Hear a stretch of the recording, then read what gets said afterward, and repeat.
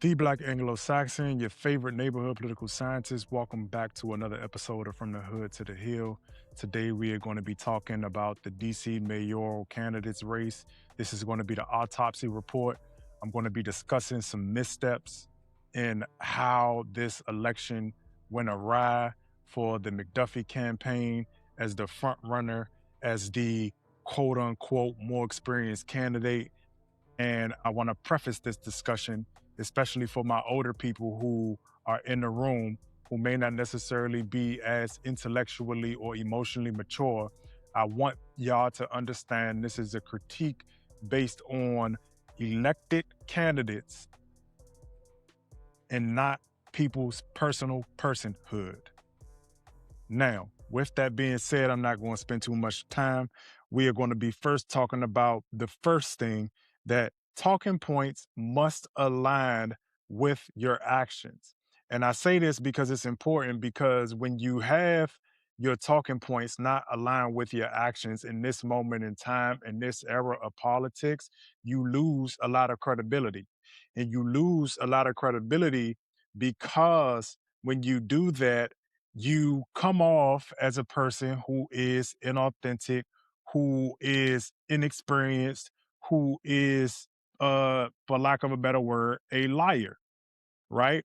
And I'll use an example in this race where we had the McDuffie campaign who used nativity or DC nativity as one of the anchor points of the campaign in terms of juxtaposing the race to insiders versus outsiders, people who've been here versus people who haven't been here, and having a stake within the city. Now, the problem with that is that when you juxtapose that to your actual behavior, your actual policies that have been put forth in terms of the DC Council, and when I say your policies, I'm talking about the estimation and oversight of how they also have been impactful. Because what people will do is they will argue rhetorically on the policy, which in most policies I agree with that have been touted. But the problem is that how they have been implemented, right? And so when we have that discussion, we have to be very careful about how we're talking about that, because one of the things is the other kind of anchor point that was smashed into that was the use of go-go, right? Now, you have to be very cognizant of who's endorsing you. You have to be very cognizant of the whole culture of your campaign, as well as the pillars of the campaign. And I say that because you had Mayor Bowser, and you had a lot of what I would call DC insiders endorsing, or Beltway insiders endorsing McDuffie. So we have to acknowledge, and this is just a matter of truth, that under this administration, Gogo was pushed out to the outskirts of the city. Now, towards the end of the administration, yes, GoGo started getting its own to do and getting its own um, spaces, but that was after the actual culture that undergirded it was pushed out. Now, some may argue for a good reason and for malicious ones of why GoGo got pushed out or whatever. What you have to deal with is the fact that people feel some type of way about what has happened. Now, that goes back into the overarching point about your actual rhetoric matching your actions.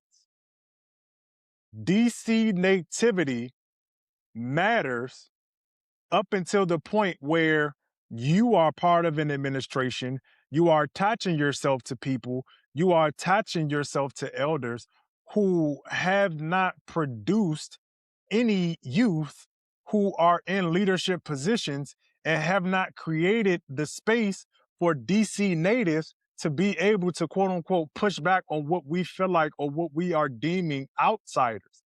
Whether you feel like Janeese is that or not, or her regime is that or not, is not the conversation that I'm really trying to have in this particular point.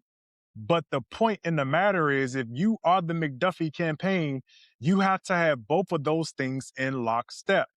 You cannot on one hand say that you are about DC nativity, but when across the board there has been nothing done, and when I know for a lot of people the pushback will be, well, oh, DC business. Well, DC business is in a very precarious situation because even though we are dealing with and we are funding businesses to uphold them, when you do that, you have to account for the fact that the people in DC and not just the natives feel like that they have not been poured to as the actual human capital who will be supporting the businesses. So what that does is it lends you no credibility. It lends you an inauthentic, you know, nature of how you're carrying yourself because nobody believes what you're saying out your mouth.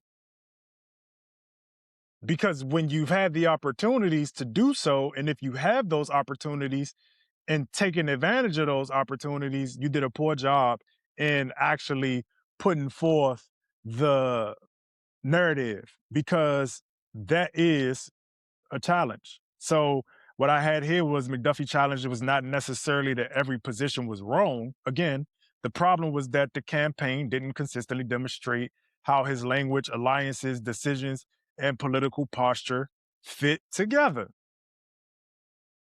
Because when you look at it, I personally didn't believe anything McDuffie said. I don't think he really felt anything that he said. And that is where a lot of people got lost in this race, right? Because you have the policies, you have all of the different things, but it's not landing because, and again, this is just I think this is an overarching DC issue, is that we don't do a great job at evaluation of policy and we don't do a good job of oversight of the executive body in the way of programming and initiatives because we'll have people, and this is just kind of how elders operate, they'll go and do something and be like, oh, well, we've been doing this for years. And a lot of people who've been endorsed McDuffie wanted the old way and endorsed him because they wanted the old way. And that's what the larger overarching theme of this race was, something new versus the old. And I'm going to get into that towards the end because a lot of this is what I call the Trump effect.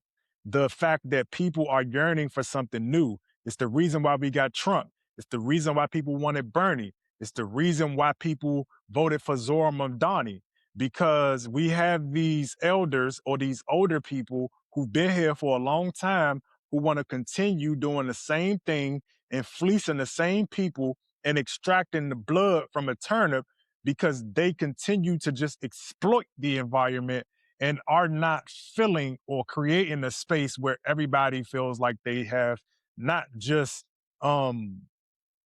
access, but the opportunity to access. Because if you actually listen to people, they aren't talking about, people think that people just want handouts. No, people want to feel like they can win. And we're at a place in America where people feel like they can't and don't have an opportunity no matter what they do because the meritocracy is gone. And for what McDuffie's campaign was, none of the rhetoric was matching, right? Because even when we talk about him cashaying around as the more experienced candidate, when you look at the debate that they had, every time that McDuffie was asked a question about his particular positions or what he had, he pushed it back on Janeese and talked about how ill-advised about how ill-advised her governance strategy was. And it's like, yeah, okay, people may feel that and people may understand that as a position, but if you are creating the narrative of you being the more experienced candidate and having the expertise, when a question is proposed to you and when a question is asked to you, that means that you have to carry it with the posture like, here we go. Boom, boom, boom, boom, boom. This is what we doing. Oh, we going over here. We moving this here. We just tinkering around this edge here. And I got a solution for this. I got a solution for that. And this is why you need to be on my team. Not, oh, well, her policies are ill-advised. That's some BS. This is that democratic socialist stuff and blah, blah, blah, blah, blah. And again, This is not an argument or not a position of what you feel as though is right or wrong, because we're talking about campaigning. Campaigning is very different from governance. And when we're talking about campaigning, your narratives need to match up with your actions because you are selling. You are selling. You are actually creating a product, which is you.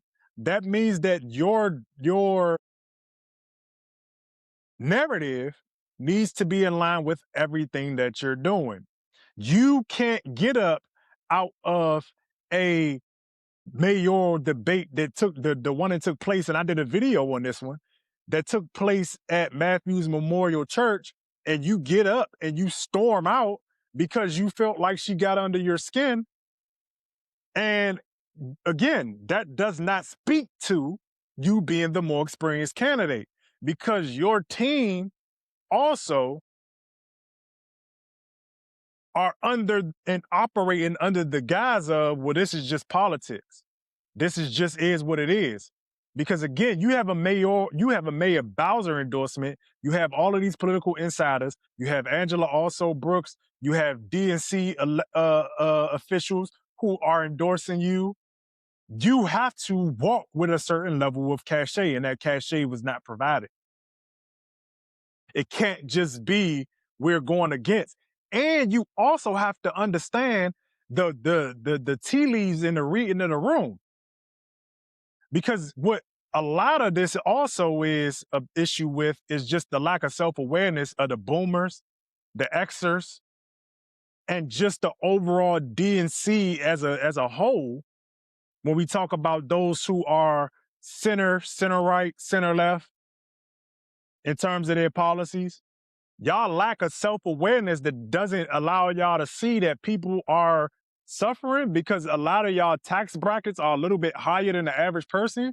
And so you don't understand that the way that you are campaigning, the way that you are talking, people don't like y'all. And the more y'all continue to double down on stuff like that with no real solutions, and you're just going to give people the old propaganda, people are not digesting that as easily anymore. And I heard a lot of that. So when we talk about your rhetoric matching your actions, you can't be the change agent, but then still hold on to making deals with these old archaic political tactics and antics that don't go. Because you also, for what it's worth, as the experienced candidate and the candidate who tried to focus on DC nativity, you went on every podcast that was for transplants. You chose a person who used their head as a dick to endorse you. You chose influencers over actual political speaking heads. And that was a choice because you didn't really want pushback. Kamala Harris suffered from the same thing. And again, y'all think that people are going against people because of whatever reasons, but no, sometimes people are bad candidates. And that was very apparent after that debate. And again, he just kept shoving everything back on Janeese. Like, no, you need to take charge. But again, this is also just one of those things about the leadership in DC. Leadership in DC is not used to having people push back. Leadership in DC is very abusive, very aggressive, and very disrespectful. So a lot of people in these spaces do not have people who are willing to actually tell them and operate in the full-throated truth, because that may mean that you lose access or an opportunity as a result of, because we are not as united as most people would like us to believe. That is what it is. Coming from a person who personally worked in the mayor's office under Bowser, there are very few people, shout out to Lindsey Parker, shout out to my Mokers cohort, who, again, for what it's worth, if we were talking about building DC natives, should all, in their own right and regard, be directors or somewhere leading so that they can have the muscle built up to be and operate in these moments where we're actually talking about maintaining DC posture. If you really actually believe that, but based on your actions, you don't, because there is not a lot of truth telling. And we know that. There is not a lot of honesty. We know that. We know this. And unfortunately, that is what cost them a lot, because I have tried to tell Barbara Jones, the people I work with and for, yo, your guy ain't doing so good. Yo, this ain't right. Yo, the debate didn't go good. Yo, but they don't want me in their space because, again, they think, even for this, they think this is a form of disloyalty and they've never really seen love. They come from abusive environments themselves. So it is a self repeating cycle. And what we have to understand is Janeese's appeal, whether you like it or not, was easier to understand. She stood for something new. She was consistent in her rhetoric and her actions. Feel how you want about the Democratic Socialist thing? It was consistent. It was new. And look, you may feel like, oh, she gonna tear DC down and she don't got the answers. What you gotta understand though is people are saying we would rather go with something new, truly new, uncharted, because these are uncharted moments and uncharted territory, versus going with 15, 20 years of ending up here. Because a lot of people say, oh, well, we're in a good position. Are we? Are we? That's a question that you need to really ask yourself, especially if we're talking about Black people and DC natives. Are we? Are we really in a good position? What do we have as a collective? What does it mean when you have to enter the room on your knees? What does it mean that for you to get access, you have to strategically be a coward? What does that mean? You don't have to answer that question now, but that tells you what we have and what we don't have. 2, the Chamber of Echoes. We in DC, in the Beltway, there's one big echo chamber. And then in our silos, in our subgroups, there are other echo chambers. Now, the problem with this is that you don't really get insight as to what is going on outside of the people within your tax bracket, the people within your social circle, and the people within our meetings. And when I say meetings, y'all know what I'm talking about. You got Ward 7 Democrat, Ward 8 Democrat, DC Democratic State Committee meetings. You got Gertrude Stein. You got all of these different things, right? They all have layers of the same people. If we're talking about 6 degrees of separation in regular life, DC politics is like 2 degrees of separation, especially for those people who are active and engaged. So what happened is that you all only listen to, when I say you all, I'm talking about McDuffie's campaign, because I know a lot of y'all. And again, this is not to speak to any of y'all personal personhood. This is just how you operate politically or what you don't understand politically and how to better navigate this so that we can be better as a group, as a people, as a community. When I walk down the street and I see some people who campaigning for McDuffie and I tell them that, oh, McDuffie is not, he's not connecting with the people, he's not touching the people. And they rattle off names like Barbara Jones, Philip Pennell, Monica Ray, Wanda, Sheila Bond, all of the names, right? Troy Presswood. And I'm talking about Ward 8 specifically right now as an example. Those people don't count. And I'm not saying that y'all ain't people. Please be emotionally and intellectually mature. But when we're talking about engaging, we talking about the people who, when you in the grocery store, hey, what's up, my nigga? I'm walking to Elmira, hey, what's up, my nigga? The average everyday person who just don't live, breathe politics in every ANC meeting, every community meeting. You all aren't engaging those people. And you all aren't getting any insight and any information and any real critique from those people. And when you have people who are close to you who try to give you that type of information, you reject it. Because I have been shot down. Yes, McDuffie is. He's here. He's there. He's there. He's there. He's everywhere. And again, I have friends who were campaigning for Janeese. I know they out there because I hit a fool up. Hey, fool, link up. Nah, I'm on these doors. Oh, who you campaigning with? Janeese. Oh shit, I bet. Shit. Like clockwork. She out here. She being seen. Cause she's not in the chamber of echoes. She's plugged, she's connected to the chamber, but she was better at getting outside of the echoes and actually listening to people. And part of that, y'all ain't gonna like this.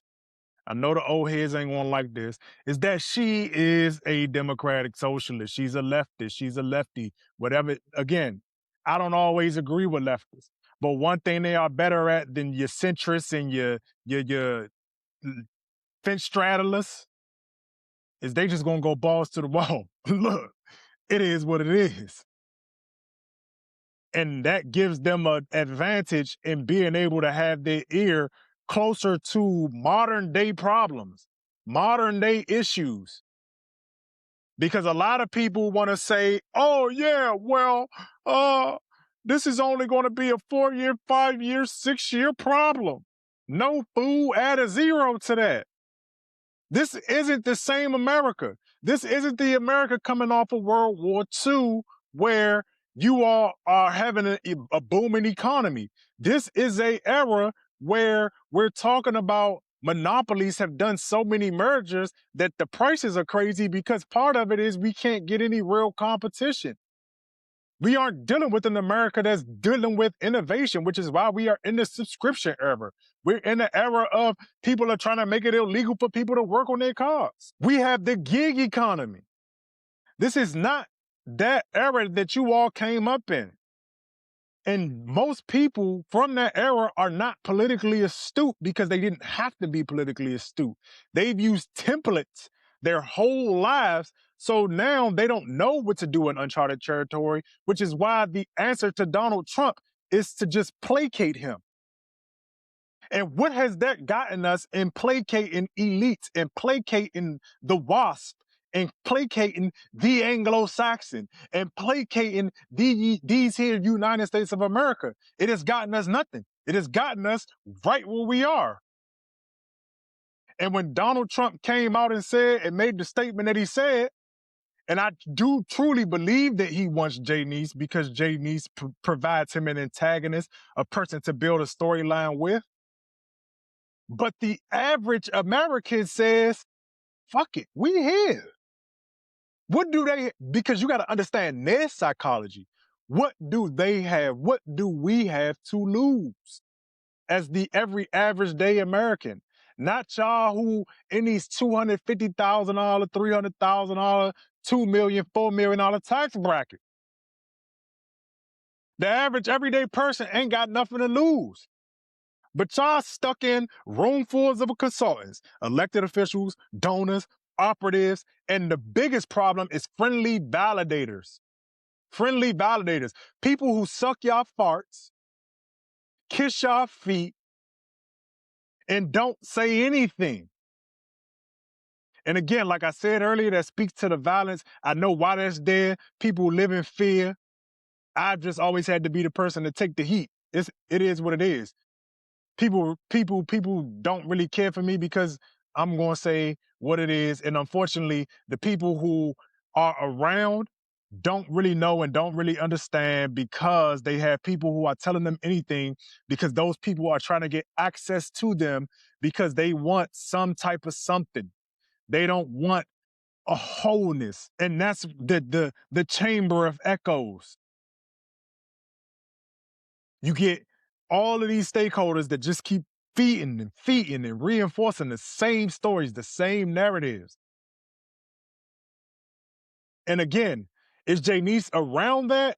Yes. But what she did a better job at was stepping outside of that. Always make sure I step outside the echo chamber because the echo chamber is the most dangerous place to be in because you get dumber, you get atrophied, you don't really think. Now you're just operating on what the standard is, and the standard usually deteriorates because it's not being challenged. So you're weakened. You're not sparring. And Janeese was sparring and has been sparring because she had the adversarial stance and position. And unfortunately, what a lot of the older people in the room don't get is the undercurrent is adversarial. Nobody likes y'all. Y'all think that I'm just wild for saying no. I'm just a person that's willing to tell you that people don't like y'all. Y'all will say, "Oh, go find the people who do." Those people are faking it too. See, I actually fuck with y'all. I don't. I care about the whole ecosystem, which is why it's easy for me to be objective. Because again, when you tell me, oh, or when people push back and say, even when it comes to the baby bond situation, okay, how are you going to implement baby bonds? Are you going to give baby bonds to everybody? Because if baby bonds are supposed to be the thing that is for the recompense of slavery and Jim Crow, that means you can't give it to black and brown people, but you are going to give it to black and brown people because you don't have any moral proclivity. You don't have any moral standard in that sense. And when I say moral, again, this is not your personhood. We're talking about in the realm of politics. You're going to fold every single time. We see it. And the people who have endorsed you fold. So when you have that, people have, going back to the first point, zero faith that you're going to deliver on what it is you're saying.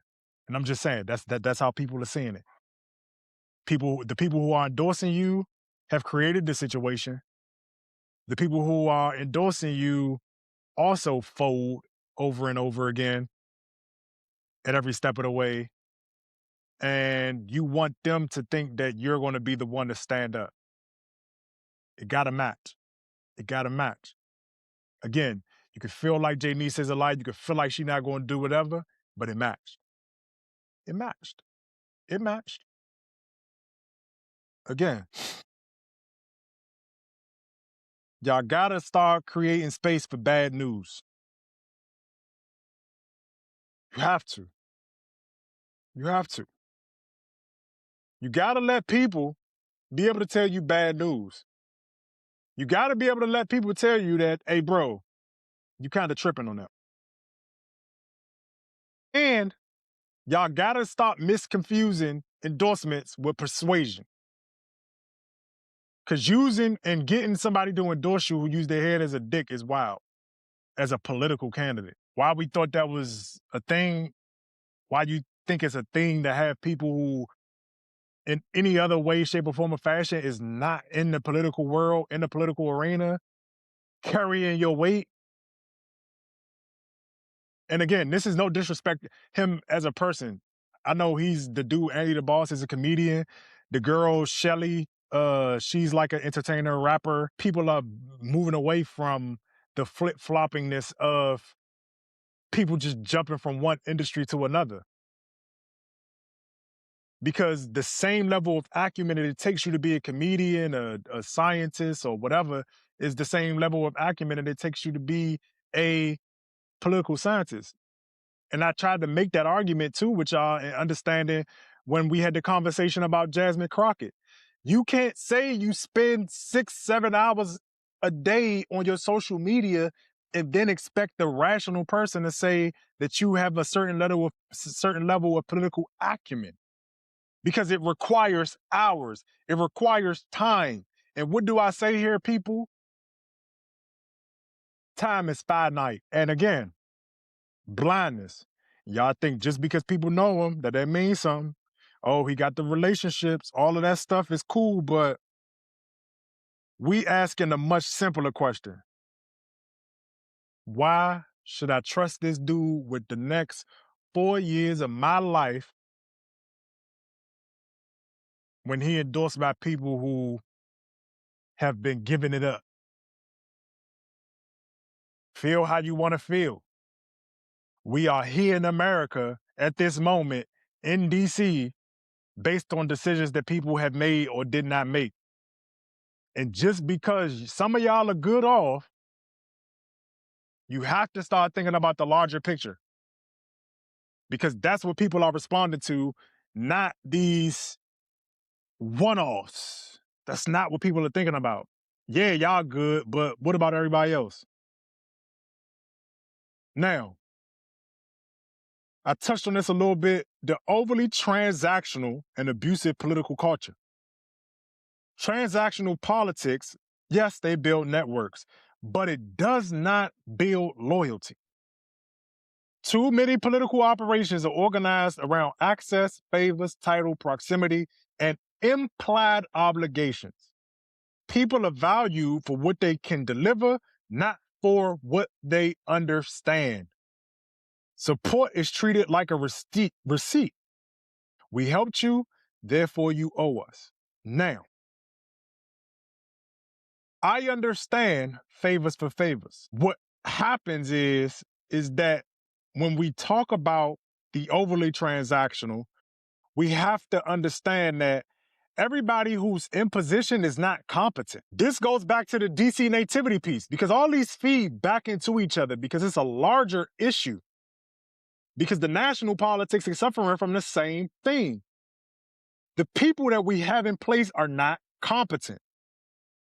But because you all are so comfortable with overly transactional politics, you put people in place who was willing to suck your fart, who was willing to, again, maybe get you something on a visibility alignment, but don't necessarily align with understanding the politics, not just talking about the politics.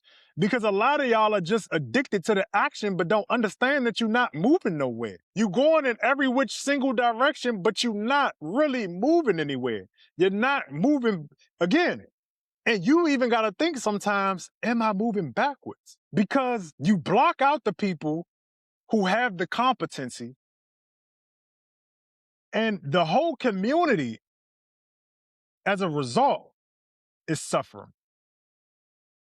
Because even you got people who were upset and are upset with this race, and were upset with even the Trayon race in Ward 8, like, oh, well, why people this? Because people vote for who they vote for whatever reasons they do, but you all have to understand that you didn't necessarily prepare the elected voters, well, I mean, I said the elected voters, the voters to elect a competent person, because you spend all of your time taking advantage of their ignorance for your own personal gain. Because we do that as a community to each other. And we got to stop acting like we don't. And the crazy part about it is that your networks don't transfer the emotional aptitude. And what do I mean by that, right? So he got a Mayor Bowser endorsement, right? Everybody who bang with the mayor for whatever reason they bang with the mayor ain't just about to bang with you for the same reasons. Even though it is a transaction there, because we all in the same network, when you are talking about campaigning, I can sell the mayor differently because, again, one, I've been closer to it. And I can be like, yeah, she an asshole, but she's a good administrator. She does this, she does this, she does this, she does that. Just because the mayor tell niggas to jump don't mean that I give a fuck about you. And I'm just saying that in a way so that y'all can understand the message that I'm trying to get across. Me doing a job for doing a job's sake is not the same thing as me doing a job and I love this shit. Me doing a job because my man say, hey, that's my man, help that nigga out. It's not the same thing as, nah, that's my man and I'm gonna go balls to the wall for my man. It's not the same. And it don't transfer the same when you knocking on them doors.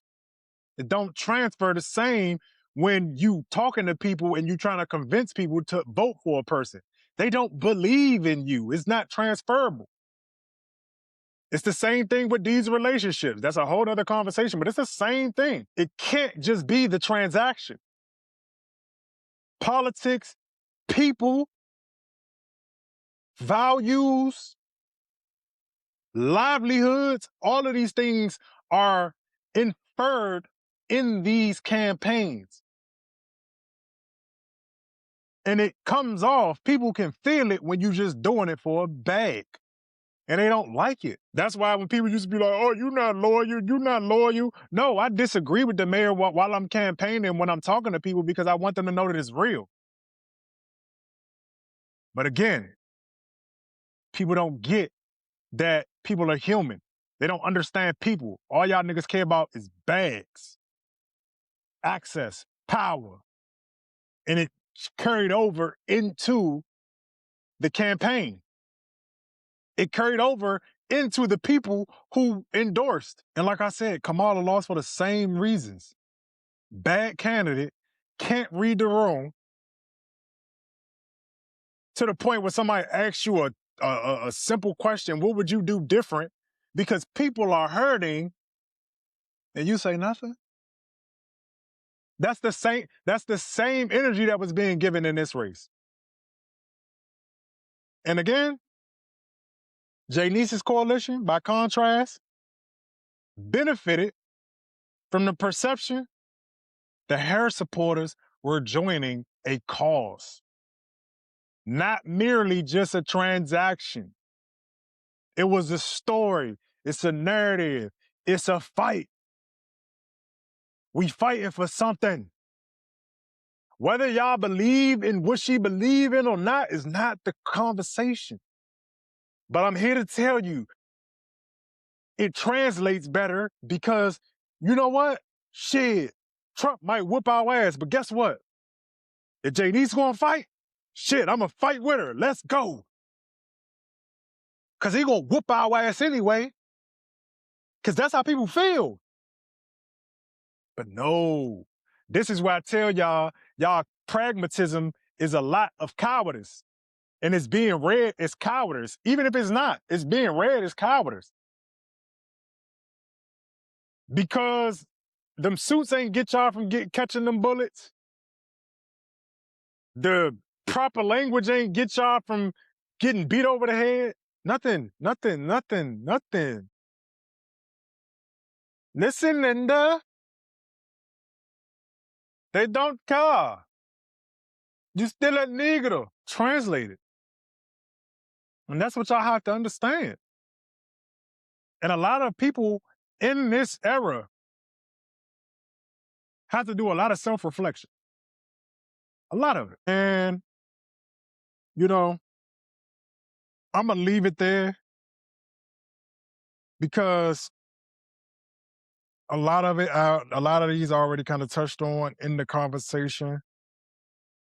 But when you talk about this election, you got to understand that, you know, a lot of this was a repeat of how Kamala lost.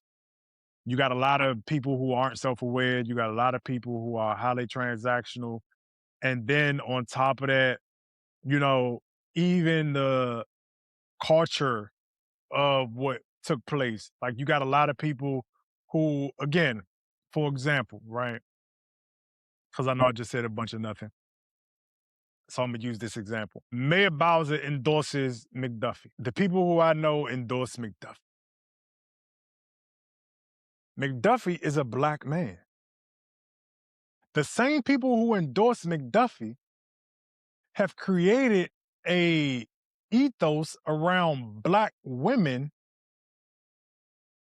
that hindered and started McDuffie in the negative, because him posturing in any kind of way towards Janeese spills him into the patriarchy. And y'all did that as supporters of McDuffie. And it's because y'all don't really understand the politics. Y'all don't really understand the isms that you all embody and embrace and how they impact races, how they impact your life, etc. Because y'all made that a hill for McDuffie to have to climb. Because y'all the same feminists who will run around and talk about women this, women that, oh, black men ain't shit, blah, blah, blah, blah, blah. And then you wonder why he lose? Duh. Gonna fucking lose? He a black man in America. And he wasn't trying to really pander. You all have created a situation to the only way that black men can actually get some type of access is when they on their knees. Sucking farts and kissing ass. And that's why you unprotected. And it's a lot that goes into it because, again, I got this note right here, right? So the Kamala Harris situation, right? Kamala was a qualified candidate on paper. But Kamala wasn't good at understanding people or understanding the room or understanding what was necessary and required to actually win the race.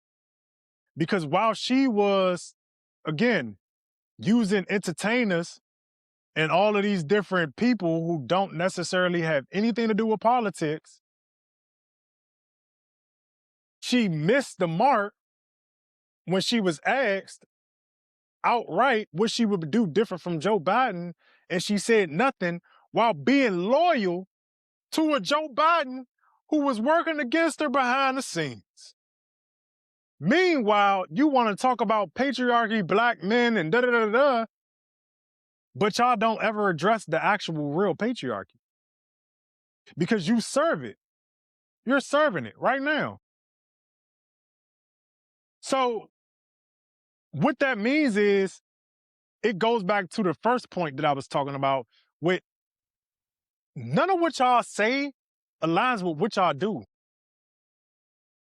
And people are realizing that y'all full of shit. That's what this is coming down to.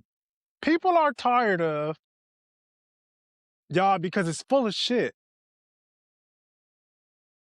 And please understand that this is not just a 5-6 year downturn in America. This is a perfect storm that is forming with AI, with the gig economy, with the mass loss of jobs, with the illiteracy rates, with the anti-intellectualism.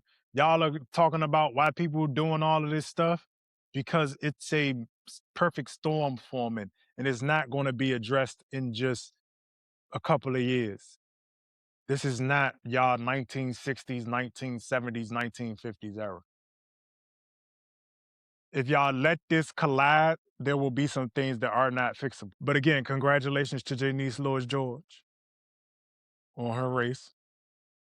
She mollywopped that nigga. Hey, I'm gonna bring my man on here. We gonna chop it up. I just want to do a panel jump to chop it up about it and get other people's thoughts, man. Let me know what y'all want to do. Please hit the like button, hit the share button, and follow, subscribe, man. This thing for me is about just trying to gain more access, hacking the algorithm, and being able to disrupt a lot of the BS that I see every day.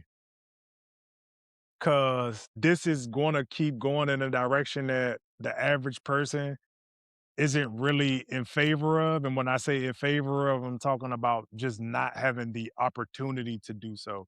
And even if you do have the opportunity, we talking about having to put in 80-hour days to even see some type of get back. But y'all enjoy. Happy Juneteenth. Appreciate y'all for tuning in. Enjoy y'all weekend. For all of my fathers, happy Father's Day. Enjoy your Father's Day. And look forward to hearing from y'all, seeing from y'all, getting the follow. And that's about it.